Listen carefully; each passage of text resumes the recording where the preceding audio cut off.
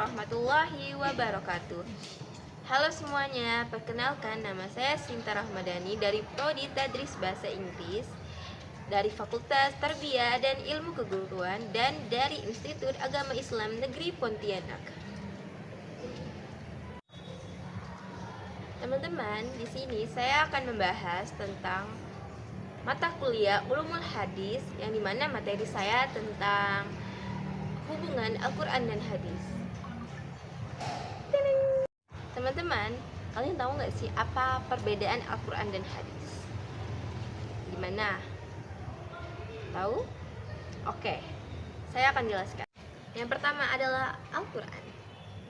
Al-Quran adalah kitab suci utama dalam agama Islam yang diyakini sebagai wahyu langsung dari Allah Subhanahu wa taala kepada nabi kita, yaitu Nabi Muhammad SAW melalui perantara dari malaikat Jibril.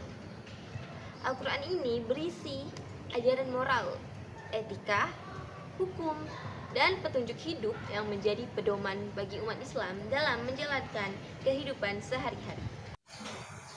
Al-Quran dianggap sebagai sumber utama dan otoritatif dalam agama Islam dan dihormati sebagai kalimat-kalimat Allah yang tidak bisa dirubah atau dipertentangkan.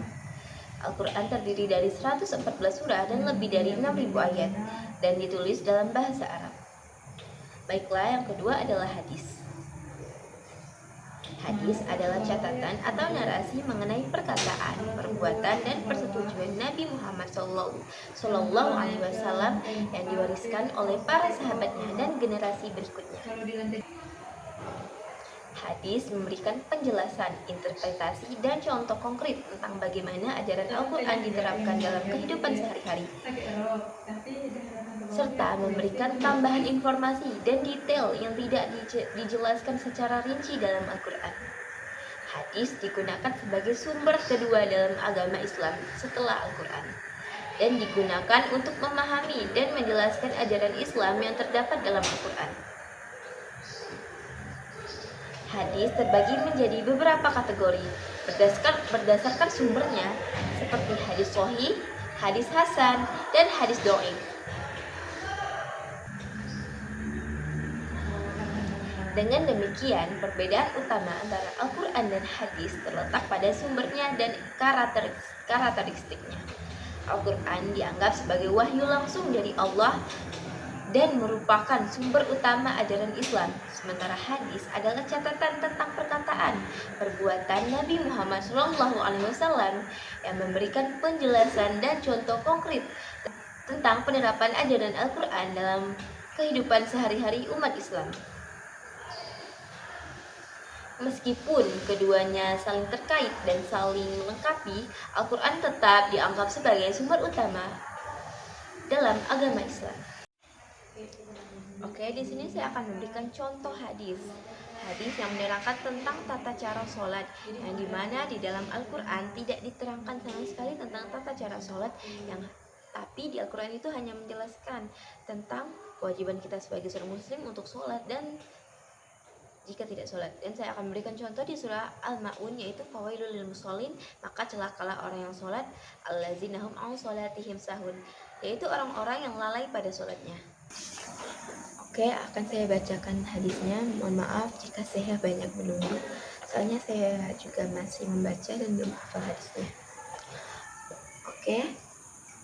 An Abi Hurairah radhiyallahu an qala ra'aitu Rasulullah sallallahu alaihi wasallam yusalli fayaqril bil Fatihah wa suratan tawilatan fi rak'atainil ulayain summa yaqra bi suratin aqsara fit rak'ataini thaniyatain summa idza sarafa qala assalam summa qala qalila summa qama fa shalla rak'ataini ukhrayn.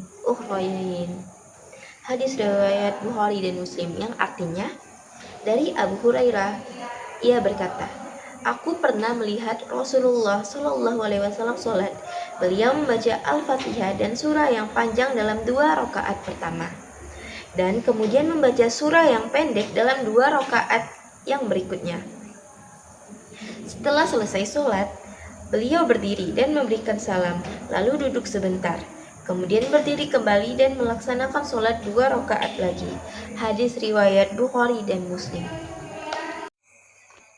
Oke, dari hadis dan Al-Quran yang saya bahas, teman-teman juga bisa mengetahui dan lihat gimana perbedaannya. Dari situ kan Al-Quran itu menerangkan, dan poinnya saja seperti itu, kayak kita wajib melaksanakan sholat 5 waktu, tapi tata caranya tidak dijelaskan di dalam Al-Quran. Jadi adanya hadis ini untuk melengkapi, untuk menjelaskan secara lebih detail gitu. Seperti yang saya sebutkan tadi, hadisnya yaitu tentang cara Nabi sholat, yaitu 2 rakaat pertama, 2 rakaat terakhir, dan salam saat berdiri. Nah, itu adalah tata cara Nabi, dan juga cara Nabi sholat itu juga sudah dilihat oleh sahabatnya sendiri. Oke, seperti itu. Mungkin itu saja penjelasan dari saya tentang cara Nabi sholat atau tentang tata cara sholat. Mungkin itu saja tentang hadis dari saya. Baik. Oke teman-teman, terima kasih sudah menyaksikan video saya dari awal hingga akhir. Semoga video ini bermanfaat untuk teman-teman sekalian. Jika ada kekurangan, komen aja ya. Jangan lupa like, comment, and subscribe. Oke, thank you. Bye-bye. Oke semuanya, bye-bye, bye-bye, bye-bye. Thank you semuanya. Alhamdulillah. Wassalamualaikum warahmatullahi wabarakatuh.